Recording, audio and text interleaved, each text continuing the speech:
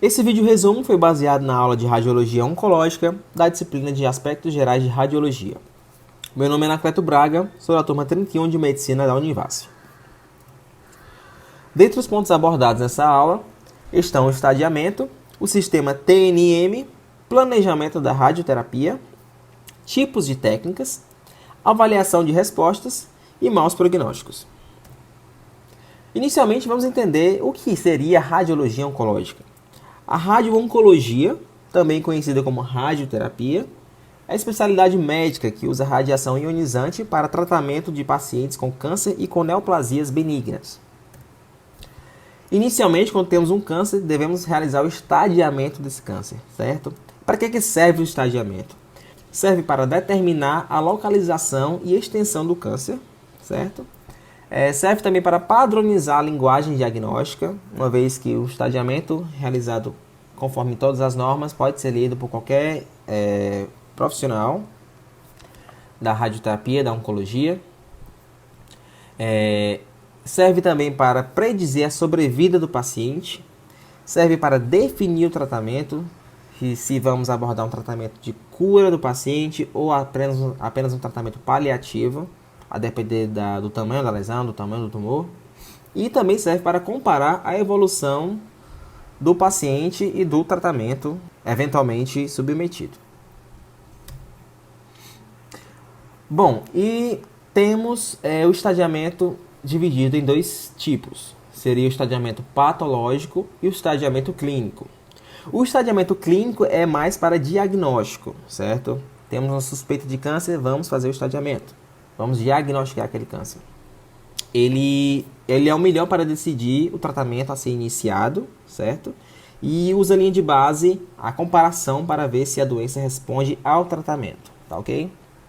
Já o estadiamento patológico é mais voltado para o prognóstico da doença, certo? Após o início do tratamento. A gente tem informações mais precisas que podem ser utilizadas para prever a resposta ao tratamento e também é chamado de estadiamento cirúrgico porque, de acordo com essas respostas de previsão para o tratamento, a gente pode ou não decidir realizar a cirurgia para a cirurgia curativa ou a cirurgia apenas um tratamento paliativo. E o sistema de estadiamento? Como é que eu vou decidir quais são os critérios utilizados para eu classificar o tumor do meu paciente? Tem um sistema chamado sistema TNM, que se baseia nessa siglazinha, né, onde T significa tamanho do tumor, o N está voltado para os linfonodos e o M para a metástase. Vou detalhar um pouco mais sobre cada um desses critérios agora. O critério T, em relação ao tamanho do tumor, né, a gente pode classificar ele em TX, quando o tumor não pode ser avaliado, né, por algum empecilho, alguma intercorrência durante o exame, ou então não seja possível, de fato, visualizar aquele tumor adequadamente. Então, a gente não pode achar nada, não pode predizer nada sem ter a certeza do diagnóstico. Então, a gente classificaria o tumor como um TX, quando de fato não é possível ser avaliado. Classificaremos o tumor como um T0, quando não existe evidência de tumor primário, ou ele não pode ser encontrado. Classificaremos o tumor como TIS, quando o câncer está in situ, ou seja, não há invasões para outras regiões. E a classificação T1, T2, T3, T4 e assim por vai é para descrever o tamanho do tumor e ou a disseminação da doença nas proximidades da região lesionada. Quanto mais alto o número atribuído ao T, maior o tumor ou mais disseminado nos tecidos próximos se encontra.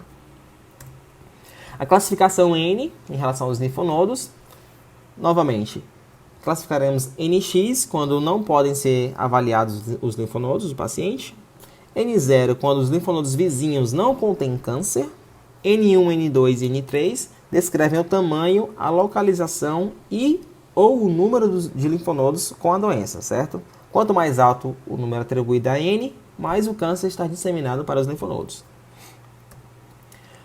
A classificação M só possui apenas duas classificações. M0, quando não há nenhuma disseminação, né? Não há nenhuma metástase encontrada no câncer. Ou a classificação M1, quando o câncer já se disseminou para tecidos e órgãos distantes, ou seja, a metástase foi encontrada. E como é que a gente faz o agrupamento dessa classificação, né? A gente vai estadiar ele de acordo com os achados do T, do N e do M, ou seja, do tamanho do tumor, a quantidade de linfonodos acometidos e se há ou não metástase.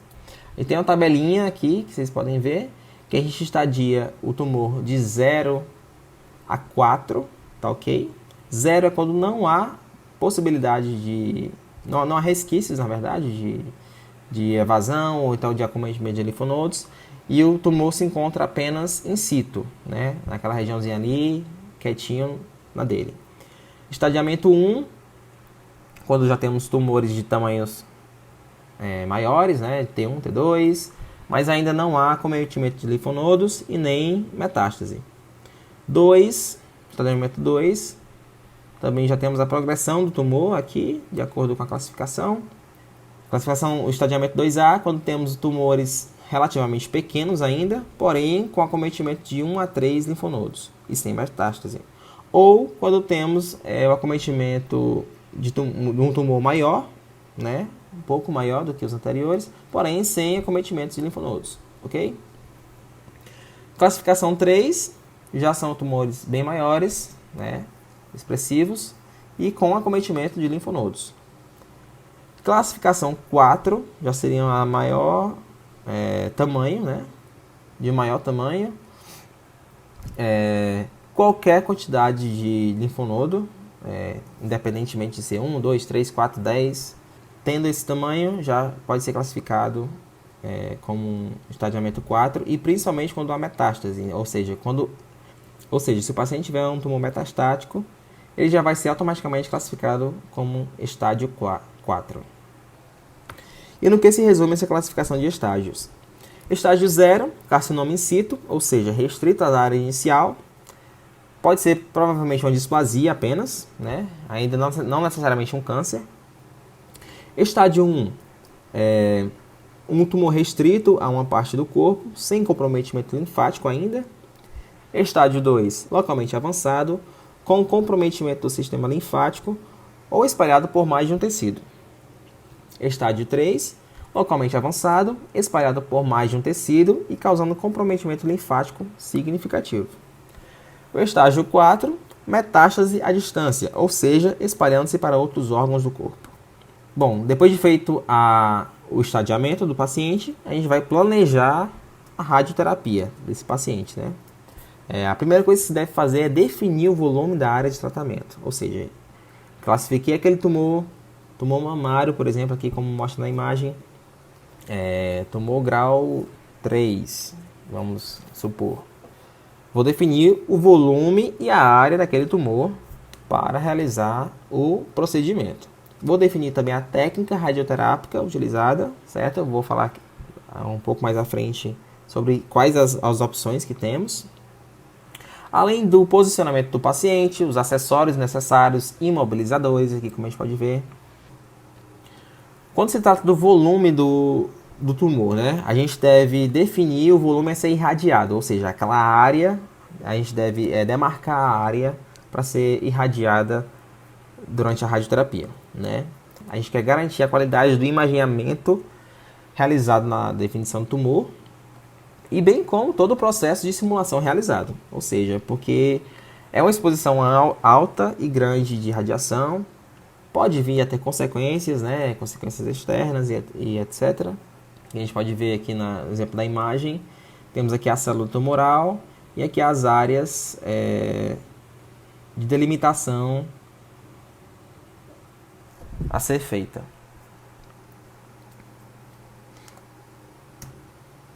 A técnica utilizada para esse tratamento, existem várias outras, mas vou resumir aqui na teleterapia e na braquiterapia, né? A teleterapia se trata da fonte de radiação externa, ou seja, ela vai estar a uma certa distância do paciente, ok?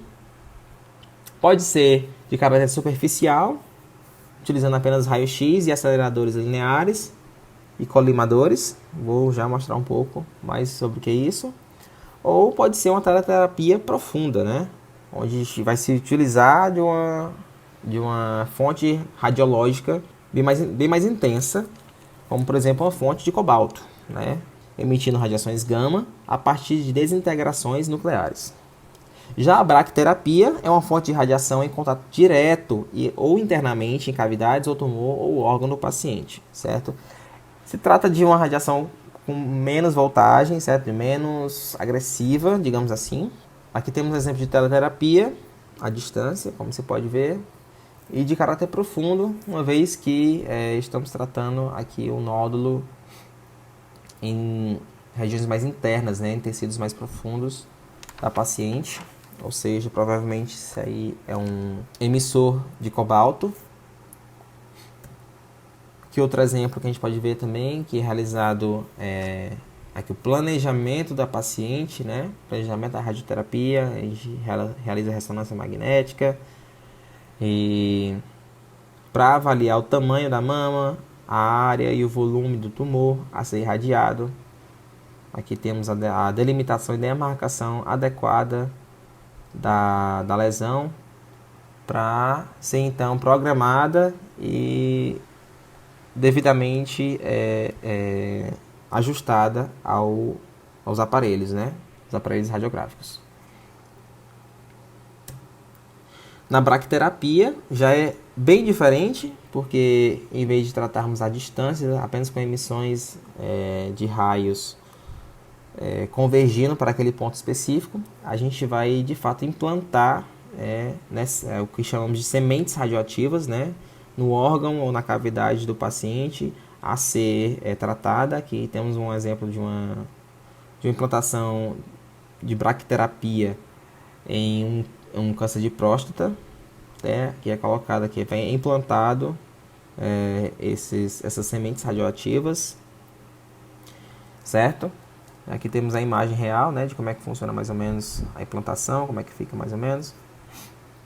E essas sementes irão emitir radiações projetadas e calculadas para atuarem nessa região delimitada, né, evitando ao máximo disseminar a radiação para outros órgãos.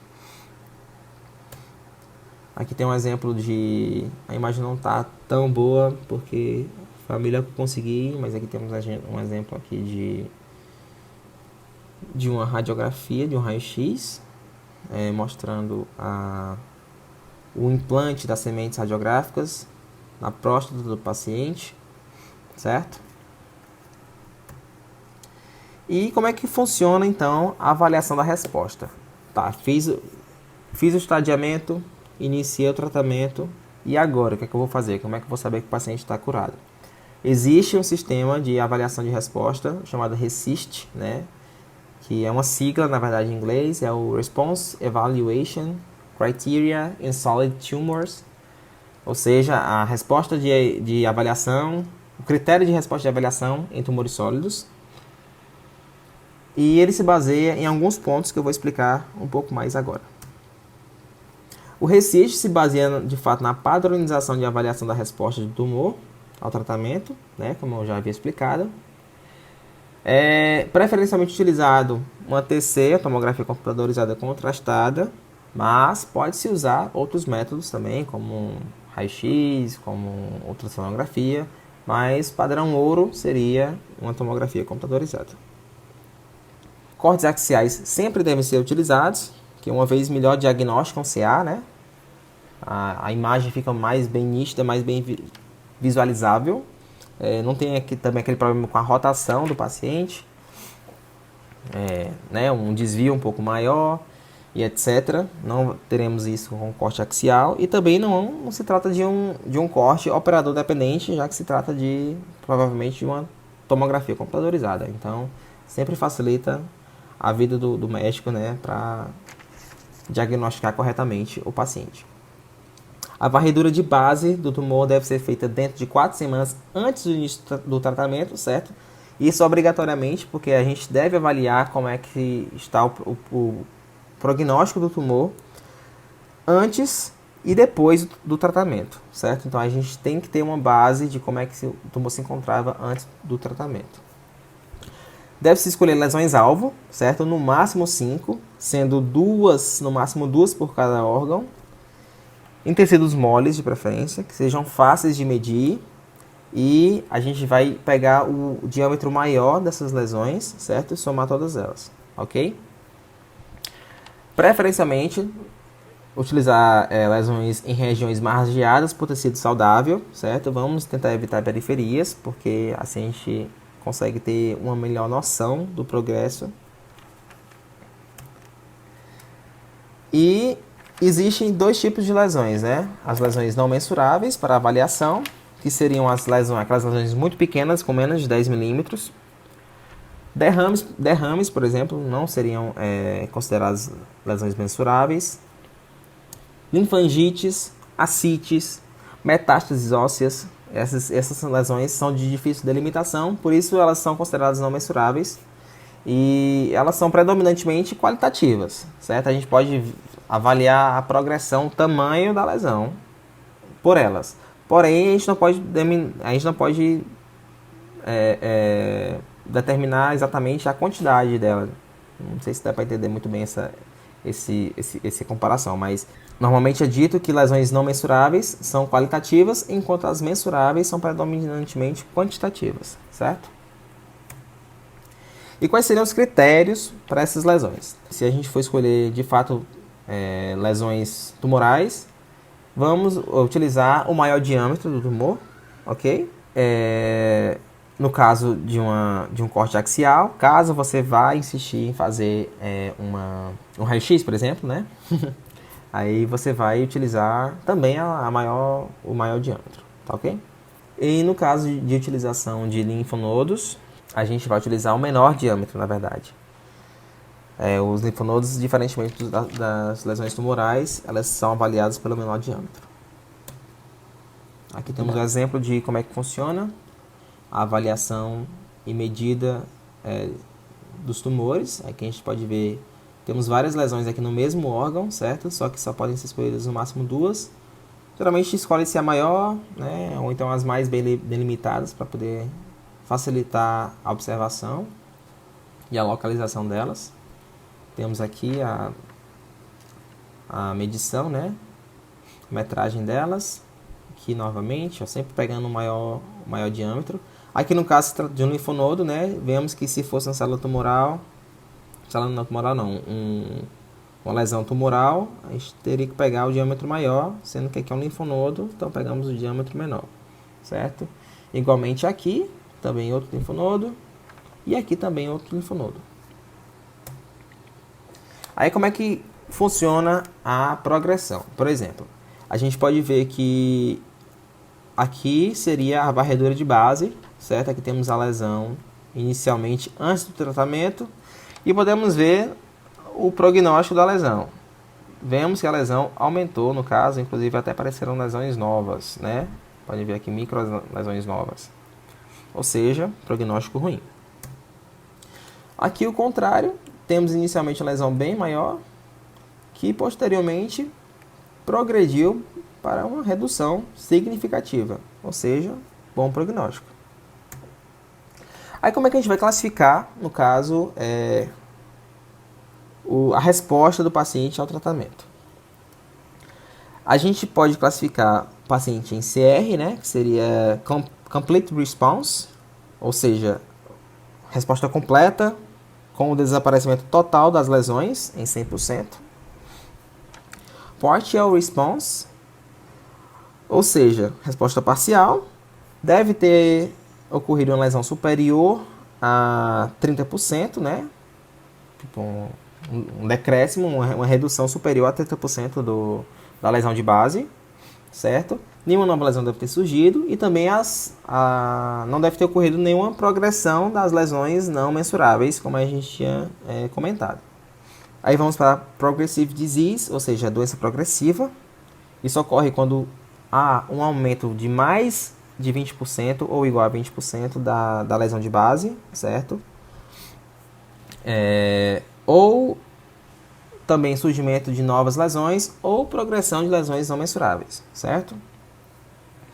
Aí no caso a gente tem a Stable Disease, que ficaria nesse limbo, ou seja, a lesão estabilizada, que ela nem ultrapassou os 30% de redução e nem ultrapassou os 20% de crescimento. Ou seja, ela está estável, certo? Maus prognósticos tumorais, quais seriam? Rompimento da cortical óssea, certo? Lesões, tumores ósseos, quando rompem a cortical, é o péssimo prognóstico de tratamento, certo? Na ultrassonografia hepática, se a gente encontrar o aspecto de olho de boi, assim como a gente mostra aqui nessa imagem, né? Não sei por que deram esse nome, mas dizem que parece um olho de boi, não acho muito parecido, mas aqui está o aspecto de olho de boi. É bem típico de hemangioma hepático. Também outra característica em carcinomas hepáticos, no caso seria o washout, que eu vou já mostrar aqui daqui a pouco de que é que se trata, né? E também em tomografias computadorizadas, a gente encontrar massas especuladas com delimitações ruins, já também é um péssimo prognóstico para a evolução do câncer. Aqui temos um exemplo aqui do aspecto típico de washout, certo? Aqui a gente faz a introdução a infusão de contraste no paciente e a gente percebe que a região tumoral, né, que está hipervascularizada, geralmente, porque tem esse caráter angiogênico, ela vai se corar rapidamente e se descorar rapidamente também. Tipo, ela vai se corar antes e depois do tecido saudável, certo?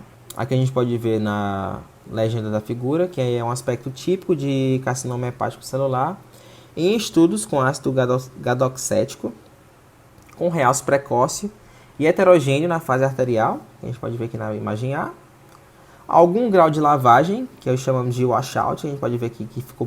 Enquanto o tecido saudável estava sendo perfundido, estava bem hiperdenso, a lesão já estava ficando hipodensa, né? Já estava ficando escurinha. E aqui na última característica, né? O tecido aqui saudável todo coradinho, todo hiperdenso do contraste, enquanto a lesão já está totalmente enegrecida, digamos assim. Bom, essas foram as minhas principais referências. Espero que tenha ajudado você a estudar para a sua prova e até a próxima.